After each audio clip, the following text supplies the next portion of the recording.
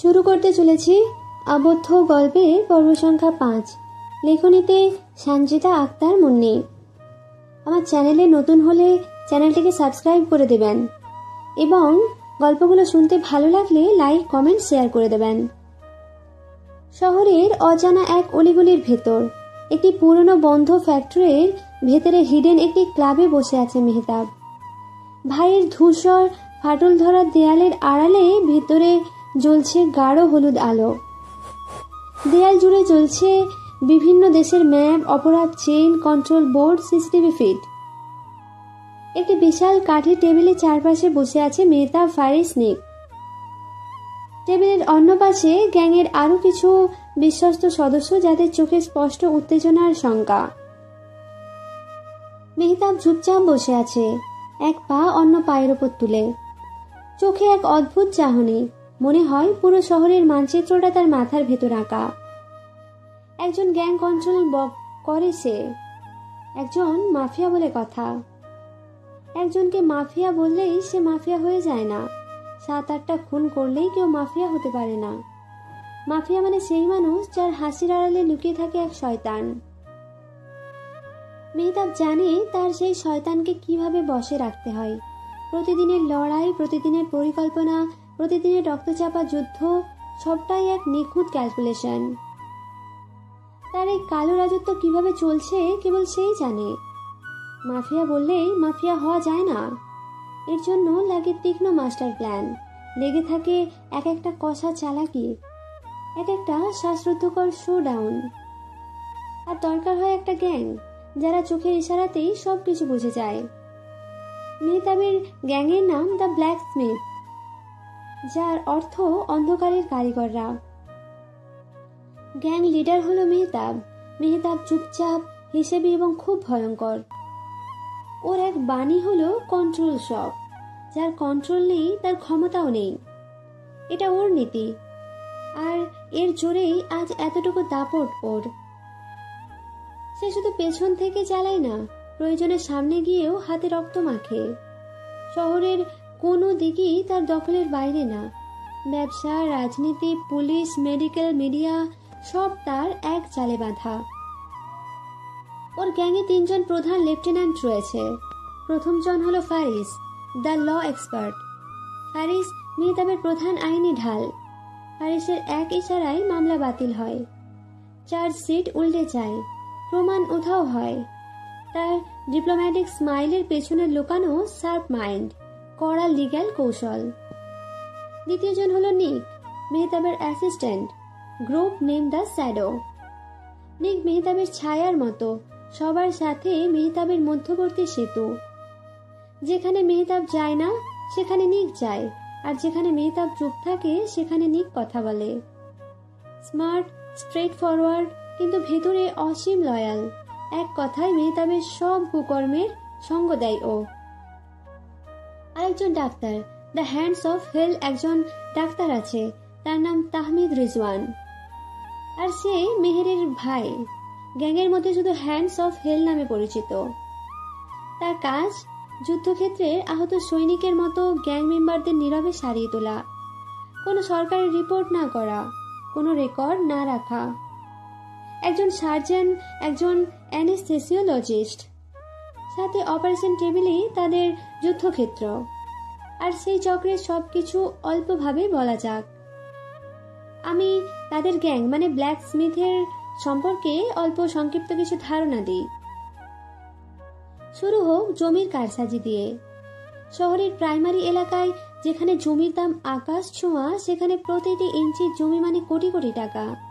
আর সেখানেই মেহতাবের গ্যাং খোঁজে পরিত্যক্ত মালিকানাহীন জমি। এগুলো সেই জমি যাদের মালিক হয়তো বিদেশে চলে গেছে, কারো কোনো উত্তর সুরি নেই, কারো কাগজপত্র আদালতের ফাইলের নিচে চাপা পড়ে গেছে। মেহতাব সার্ভিল্যান্স টিমেই জমি বের করে। রাতের অন্ধকারে, দিনের ব্যস্ত ভিড়ের ভেতর অফিসের ফাইল ঘেটে সরকারি অফিসের ক্লার্ক কিনে নিয়ে হ্যাকার দিয়ে সার্ভার হ্যাক করে। তারা খুঁজে বের করে সেই জমি যার কোনো দাবি নেই, কোনো আওয়াজ নেই। তারপর নিক, মেহতাবের ডান হাত বাম হাত, সব কুকর্মের সঙ্গীদাতা, ছায়া সঙ্গী, চরম বিশ্বাসী। নিক সেই জমির জন্য একজন ফেক মালিক তৈরি করে। সেই ফেক মালিকের নামে বানানো হয় একদম real looking national ID, bank account, জমির দলিল, ট্যাক্স রেকর্ড সব নকল, কিন্তু এত নিখুঁত যে সেগুলো আসল নকল পার্থক্য করা প্রায় অসম্ভব। এই টিমে থাকে একজন হ্যাকার, যার কাজ সরকারি সার্ভারে ঢুকে এই নকল মালিকের নাম অফিসিয়ালি এন্ট্রি করা। এখন সরকারি রেকর্ডও বলবে যে এই জমির মালিক সেই মানুষ। এরপর আসে একজন ট্রেনার, সে ওই নকল মালিককে আসল মালিকের মতো বানিয়ে তোলে। তারপর চলাফেরা, কথা বলা, স্বাক্ষর দেওয়া, জমির ইতিহাস মুখস্থ করানো সবকিছু শেখায়, একদম এমন ভাবে যে যদি কখনো আদালত পর্যন্ত যেতে হয় সেও সাক্ষী দিতে পারে। তাদের লিগ্যাল ফ্রন্টে আছে ফারিস, মেহতাবের ল এক্সপার্ট। ফারিস সেই নকল কাগজপত্র লিগ্যাল ফ্রেমওয়ার্কে সাজিয়ে তোলে, এমন নিখুঁত কভার যাতে কোনো লুপহোল না থাকে। ক্লায়েন্টের কাছে সে যখন জমি বিক্রির অফার দেয় তখন কেউ সন্দেহ করে না, সব লিগ্যাল, সব ক্লিন, সব পারফেক্ট। ক্রেতা টাকা দেয়, কোটি টাকা ঢুকে যায় মেহতাবের অ্যাকাউন্টে, কিন্তু অ্যাকাউন্টও ফেক। সেখানে থেকেও টাকা বের করে যায় shell company, fake investment, dummy project এর নামে। ধাপে ধাপে সেই ব্ল্যাক মানি হোয়াইট মানি হয়ে আসে। প্রতি মিশনে সবার অবদান অনুযায়ী 10 কোটি, 20 কোটি, 30 কোটি করে ভাগ হয়। কিন্তু এই গ্যাং শুধু জমির কারসাজি করে না, আছে মানি লন্ডারিং। মেহতাবের কাছে আসে বিদেশি ক্লায়েন্ট, কেউ 80 কোটি, কেউ 100 কোটি লন্ডার করতে চায়। মেহতাব তাদের 50% কমিশন নেয়। ডলার, ইউরো, ক্রিপ্টোকারেন্সি সব ফর্মে লন্ডারিং হয়। টাকা মাল্টিপল লেয়ারে ভেঙে ফেলা হয়, এক দেশ থেকে আরেক দেশে যায়, এই কোম্পানি থেকে অন্য কোম্পানিতে ট্রান্সফার হয়। অবশেষে সেই কালো টাকা হয়ে যায় সাদা, কোনো প্রমাণ ছাড়াই। আরও আছে, মেহতাবের শেয়ার মার্কেট অপারেশন শুরু হয় একটি ফেক কোম্পানি রেজিস্ট্রেশনের মাধ্যমে। ডকুমেন্টে, ওয়েবসাইটে, প্রোফাইল পিকচারে সবকিছু নিখুঁত। বাহির থেকে দেখলে মনে হবে একটি উদীয়মান টেকনোলজি কোম্পানি বা ফার্মাসিউটিক্যাল স্টার্ট আপ। তারপর শুরু হয় পাম্পিং। মেহতাবের গ্যাংয়ের media team fake news, blog, social media campaign ছড়িয়ে দেয়। এই কোম্পানি শিগগিরই রেভলিউশন আনবে। বড় বড় বিনিয়োগকারী এই কোম্পানিতে শেয়ার কিনছে। গুগল, অ্যাপেলের সাথে পার্টনারশিপ হতে যাচ্ছে। ফলে মানুষ, নতুন বিনিয়োগকারী ছোট ট্রেডাররা ভয়ে লোভে শেয়ার কিনতে থাকে। প্রাইস এক সপ্তাহের মধ্যে 5 টাকা থেকে 50 টাকা, 50 টাকা থেকে 500 টাকা। এই সময় মেহতাবের টিম তাদের হাতে থাকা শেয়ারগুলো একে একে বিক্রি করতে থাকে। বাজারে প্রচন্ড ডিমান্ড, দাম চড়ছে, আর সে লাখ লাখ শেয়ার এক্সিস্ট করে দিচ্ছে। এক সময় দাম থেমে যায়, তারপর ধপ করে পড়ে যায়। সাধারণ বিনিয়োগকারীরা সব হারিয়ে নিঃস্ব। অফিস খুঁজতে গিয়ে দেখে তাদের রেজিস্টার্ড অফিস একটি খালি ভবনের ঘর। কোম্পানি দেউলিয়া ঘোষণা করে, ফাইল ক্লোজ করে। কিন্তু সেই টাকা ইতিমধ্যেই মেহতাবের অফশোর অ্যাকাউন্টে চলে গেছে। ক্রিপ্টো, সেল কোম্পানি একাধিক লেয়ার পেরিয়ে লন্ডারিং হয়ে গেছে। শুধু ফেক কোম্পানিই না, মেহতাবের কাছে আছে কিছু বড় কোম্পানির ইনসাইডার। তারা মেহতাবকে আগে থেকে খবর দেয়, এই কোম্পানির কন্ট্রাক্ট ক্যান্সেল হতে যাচ্ছে, এই কোম্পানি মুনাফা ঘোষণা করবে, এই কোম্পানির নতুন প্রোডাক্ট ফেল হবে। মেহতাব সেই খবর পাবলিক হওয়ার আগেই শেয়ার কিনে বিক্রি করে। লাখ লাখ টাকা এক রাতেই ঢুকে যায় অ্যাকাউন্টে। শুধু শেয়ার মার্কেট না, মেহতাবের টিম ফরেক্স ট্রেডিং, সিএফডি স্ক্যামও চালায়। ফেক ট্রেডিং প্ল্যাটফর্ম বানিয়ে মানুষকে বড় প্রফিটের আশ্বাস দেয়। লোকজন ইনভেস্ট করে। শুরুতে কিছু টাকা প্রফিটও দেখানো হয়, কিন্তু যেই বেশি ইনভেস্ট করে সেই টাকাগুলো সিস্টেম ক্র্যাশ, রেগুলেটরি ব্লক, এভাবে ফ্রিজ হয়ে যায়। টাকা আর ফেরত আসে না, কোনো প্রমাণও থাকে না। শহরের শেয়ার মার্কেটের অনেকে জানে ওই লাল বিল্ডিং এর পেছনে যে শ্যাডো বসে থাকে, ওই হাতেই সব সুইচ। কিন্তু কেউ নাম মুখে আনতে চায় না, কারণ মেহতাবের নাম একবার মুখে এলে পরে তার পরের দিন সেই মুখে শেয়ারও বন্ধ হয়ে যায়।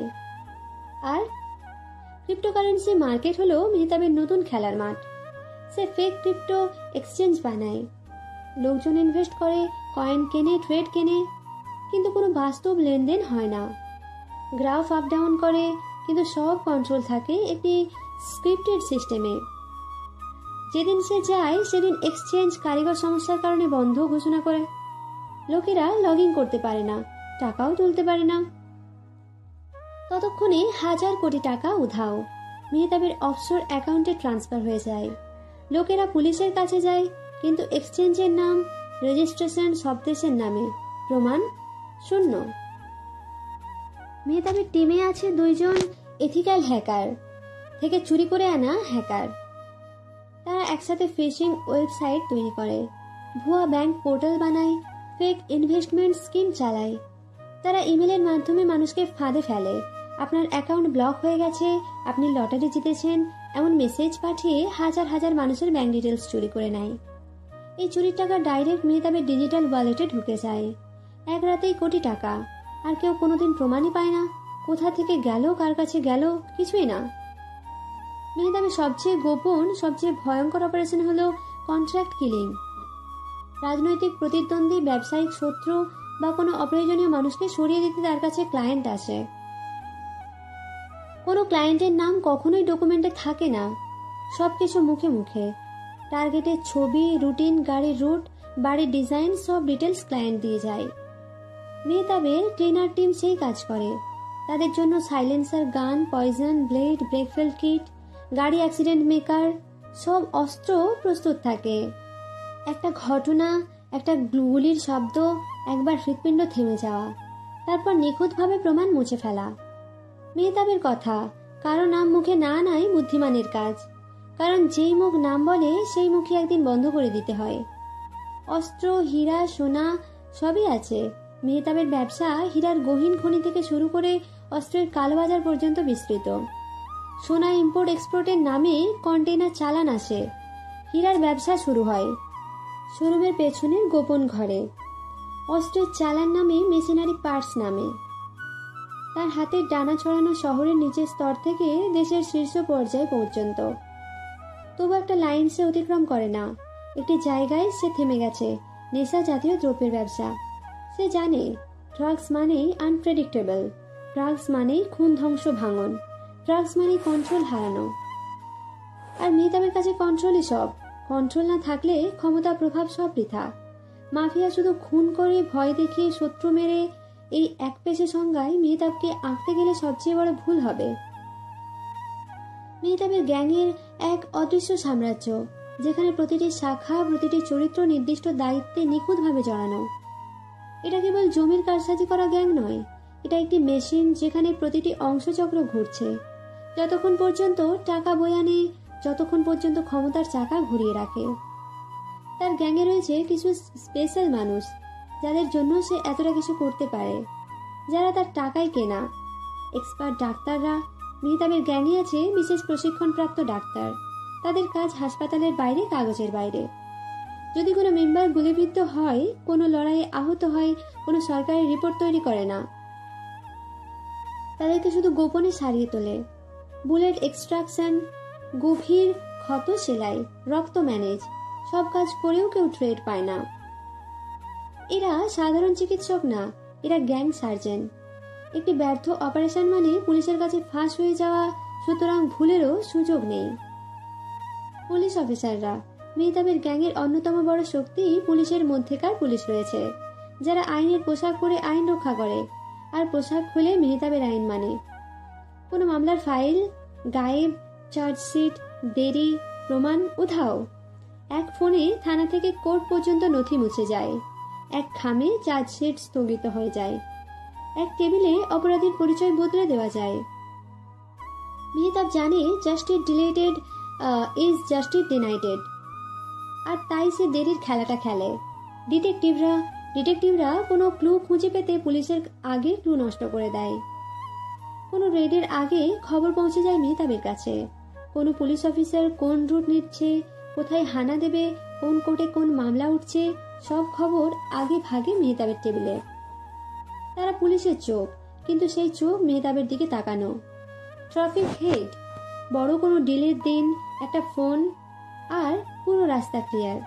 জ্যামে আটকে থাকা সাধারণ মানুষ জানে না কার জন্য পুরো সিগন্যাল বন্ধ করে দেওয়া হয়েছে, কার জন্য রোড ব্লক তুলে দেওয়া হয়েছে, কার জন্য পুলিশ মোটরসাইকেল নিয়ে লাইন করে এগিয়ে যাচ্ছে।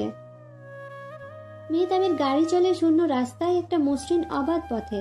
সাইবার এক্সপার্ট গ্যাংয়ের একজন সাইবার হ্যাকার আছে, যার কাজ হলো পুলিশের ডাটাবেস হ্যাক করা এবং সেই ডাটাবেস প্রমাণ মুছে ফেলা, সিসিটিভি ফুটেজ ম্যানিপুলেট করা, অফিসিয়াল ইমেল ট্র্যাক করা।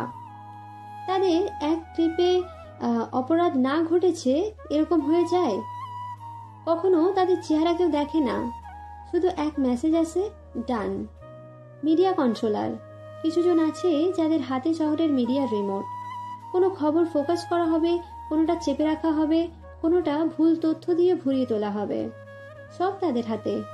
একটা স্ক্যান্ডাল ঘটলেও সেই রাতে অন্য কোনো বড় নিউজ ছড়িয়ে সেই স্ক্যান্ডাল চাপা পড়ে। পত্রিকা, টিভি, সোশ্যাল মিডিয়া সবই এসবের ইশারায় চলে। ব্যাংক ইনসাইডার একদল বড় ব্যাংকের ভেতরে লোক আছে যাদের কাজ হলো ফেক অ্যাকাউন্ট খুলে দেওয়া, অবৈধ ট্রানজাকশন পাস করানো, সন্দেহজনক লেনদেনকে নর্মাল বানানো। কোনো লন্ডারিং ট্রেস করা যায় না, কারণ ব্যাংকের রিপোর্টে লেখা থাকে কোনো অস্বাভাবিকতা নেই।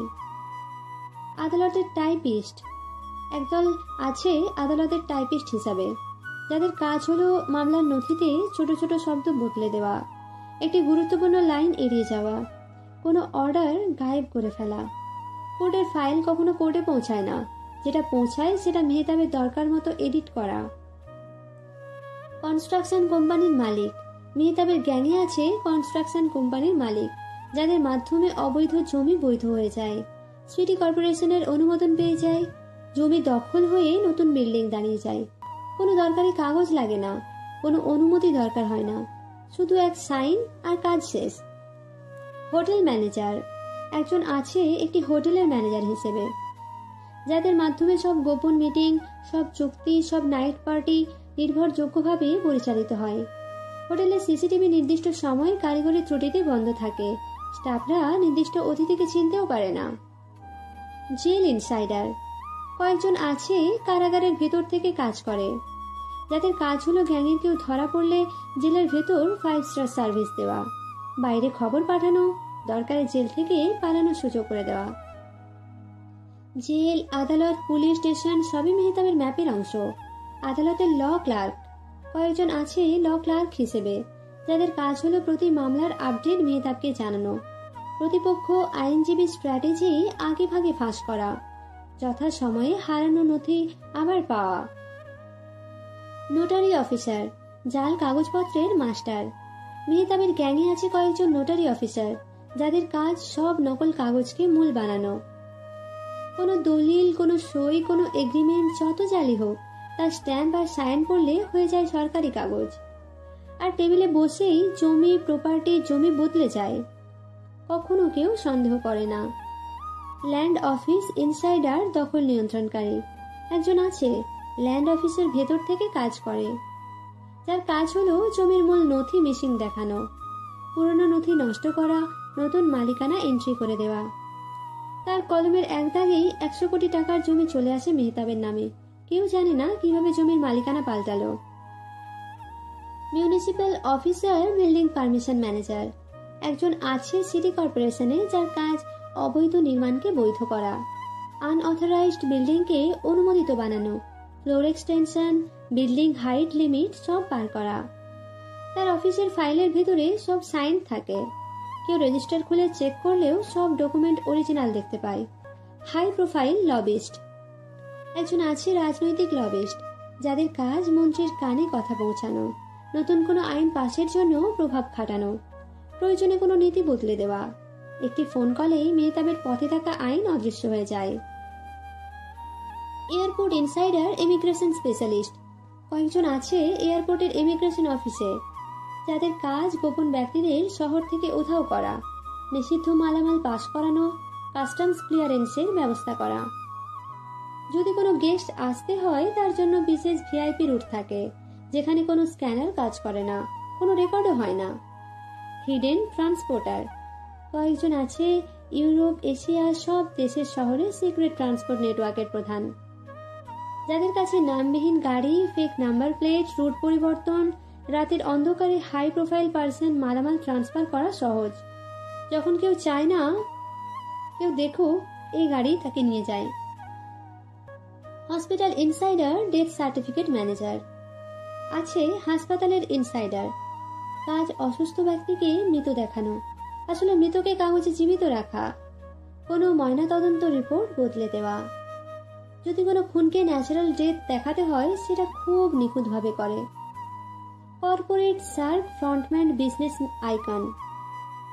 মেহতাবের একজন কর্পোরেট ফ্রন্টম্যান আছে যার নামে বহু বৈধ company, restaurant, food chain, shopping mall, যেখানে ব্ল্যাক মানি ঢুকে হোয়াইট হয়ে যায়।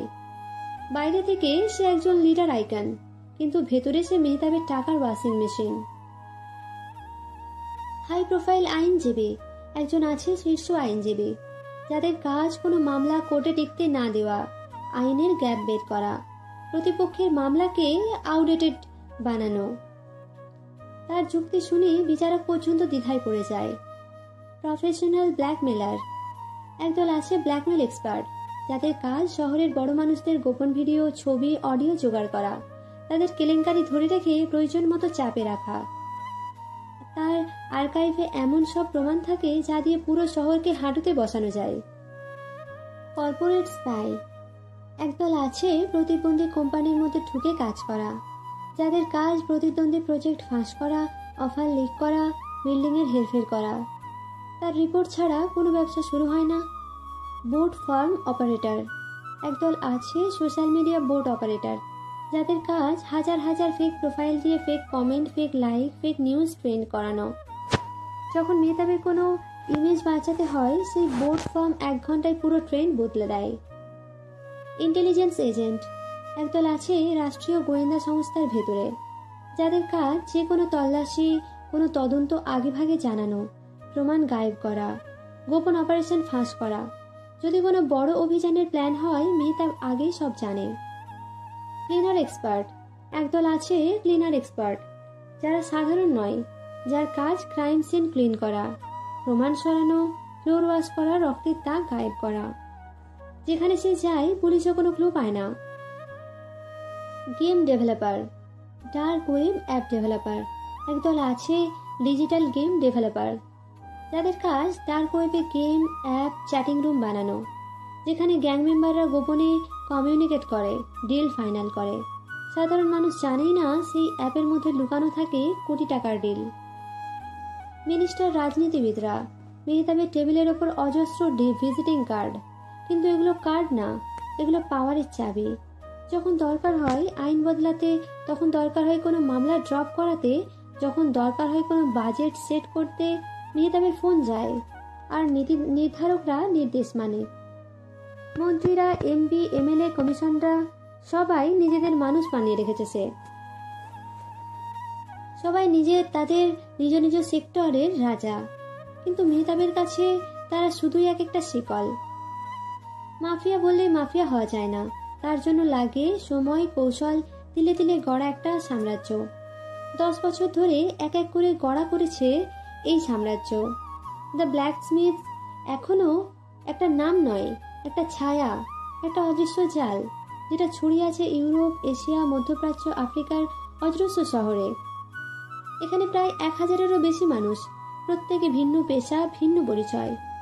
কেউ সাংবাদিক, কেউ ব্যবসায়ী, কেউ এয়ারপোর্ট অফিসার, কেউ শিপ কন্ট্রোলার, কেউ ব্যাংক এক্সিকিউটিভ, কেউ সরকারি অফিসার, কিন্তু সবার শুধু বাঁধা এক হাতে, আর সেই হাত মেহতাবের। 20 জন বিশেষ ডিটেকটিভ রয়েছে। এই 20 জন ডিটেকটিভের কাজ গ্যাংয়ের ভেতর নজরদারি করা, কেউ বিশ্বাসঘাতকতা করছে কিনা, কেউ অন্য শত্রুর সাথে হাত মেলাচ্ছে কিনা সব নজরে রাখা। কারণ তাদের কিং মেহতাব যে বলে আমাদের শত্রু বাইরে না, ভেতরেই লুকিয়ে থাকে, সেই ভেতরের শত্রুকে শেষ করতে হবে প্রথমে। দ্য ব্ল্যাকস্মিথ শুধু অস্ত্র, হীরা, সোনা, অর্থ লন্ডারিং করে না, তারা বড় কভার তৈরি করেছে বহুজাতিক company, game development, entertainment, ID solution. এই কোম্পানিগুলোই হলো সেই মুখোশ যা বাইরে থেকে সবাই দেখে coder, gamer, developer and startup founder হিসেবে, কিন্তু আসলে তারা ব্ল্যাকস্মিথ, কালো হাতুড়ির কারিগর। একটা গেম বাজারে ছাড়া মানে 1000 কোটি টাকা সাদা কালো থেকে সাদা হোক। একটা শিপ বন্দরে ঢোকা মানে 1000 কোটি অস্ত্রের চালান পাস হয়ে যাওয়া। প্রতিটি দেশে আছে তাদের আলাদা শাখা, সেখানে লোক বসানো। পুলিশ, ইমিগ্রেশন অফিসার, জাহাজ কন্ট্রোলার, সাইবার, সার্ভার হ্যাকার, সবাই এক চেনের অংশ, সবাই মেহতাবের হাতে বাঁধা। এই কালো মুখোশের নিচে কি আছে জানে শুধু যারা ভেতরে আছে। সেই মুখোশের নিচে আছে ক্ষত, রক্ত, বিশ্বাসঘাতকতা আর শত্রুতা। যে গ্যাং শহরকে শাসন করে, সে গ্যাং নতুন নতুন রাজনীতি তৈরি করে। এদের মুখোশটা কতটা ভয়ঙ্কর তা জানে শুধু যারা একবার এই মুখোশ খুলতে চেয়েছে। কিন্তু মেহতাব জানে, মুখোশ না থাকলে শাসন করা যায় না, অন্ধকার না থাকলে আলো কেমন করে বোঝাবে। তিলে তিলে গড়া, রক্ত দিয়ে লেখা, আর সেই রক্ত এখন লোহায় মিশে গেছে। অন্ধকারের হাতুড়ির নিচে নতুন নতুন অস্ত্র তৈরি হচ্ছে, নতুন শত্রু গড়ে উঠছে, নতুন নতুন যুদ্ধ আসছে। আমরা কারিগর, আমরা লোহা পিটিয়ে রাজত্ব গড়ি, আমরা মুখোশ পরে রাজা হই, আমরা শূন্য থেকে সব গড়ি, আমরাই দ্য ব্ল্যাক স্মিথ। এগুলো টুকটাক ধারণা দিলাম, সামনে সব গুছিয়ে জানতে পারবেন। এইমাত্র রাশিয়ান ক্লায়েন্টের সাথে মিউজিয়ামের বিষয়ে আলোচনা শেষ হয়েছে। যদিও কথাবার্তা সাধারণ ছিল, কিন্তু মেহতাব জানে এই মিউজিয়াম থেকে পাথরটা পেলে গ্যাংয়ের সাম্রাজ্য এক লহমায় আরো শক্তিশালী হয়ে যাবে। সেই পাথরের মূল্য প্রায় 1700 কোটি টাকা। হারিস মেহতাবের দিকে তাকিয়ে কথাটা সরাসরি বলে দেয়, ভাই, ইন্টারপোল কিন্তু তোর পেছনে পড়ে আছে, তাই সবকিছু সাবধানে করতে হবে। মেহতাব এক পা অন্য পায়ের উপর তুলে বিরক্তি প্রকাশ করে বলে, দুনিয়ায় এত পাপী থাকতে এই ইন্টারপোলের বালগুলো আমার পেছনে সবসময় পড়ে থাকে কেন? নিক একটু নড়ে চড়ে বসে, ঠান্ডা মেজাজে বলে, ওরা ইন্টারপোলের বাল না, অফিসার। হারিসও নড়ে চড়ে বলে, তুই সব পাপের পাপদাতা, তাই তোর পেছনে পড়ে আছে। মেহতাব হেসে ওঠে, তাকিয়ে বলে, তাহলে চল আর একটা পাপের কাজ শুরু করা যাক। হারিস আর নিক অবাক হয়ে বলে, আর কি করবে? মেহতাব ঠান্ডা হাসি দিয়ে বলে, সেটাই ভাবছি, সব পাপের স্বাদ তো নিলাম, আচ্ছা দেখি আর কিছু বাকি রয়েছে কিনা। নিক একটু মাথা চুলকে বলে, নারী পাচার রয়েছে। মেহতাব হেসে বলে, তোর শালা, এখন নারী পাচার করা লাগে না, এই যুগের একাংশ নারী নিজেই পাচার হয়ে যায়। হারিস মুচকি হাসে, তবে কিছুটা সিরিয়াস হয়ে বলে, শিশু পাচার বা তাদের অর্গানগুলো বা মানুষকে কিডন্যাপ করে তাদের অর্গান নিয়ে নেওয়া, এগুলো করতে পারি। মেহতাব কিছু সময় চুপ করে থেকে বলে, না, এমন কাঁচা কাজ আমি করব না, ন্যাশনালি ভাব, সেসব একটা লাইন ক্রস করবে। নিক আবার কথা বলে, ডাকাতি, ব্যাংক হ্যাকিং। মেহতাব ওর দিকে মুচকি হেসে তাকিয়ে বলে, ডাকাতি তো আমি নিজেই করি, নতুন করে আর কি করব, দিন দুপুরেই তো করি ডাকাতি।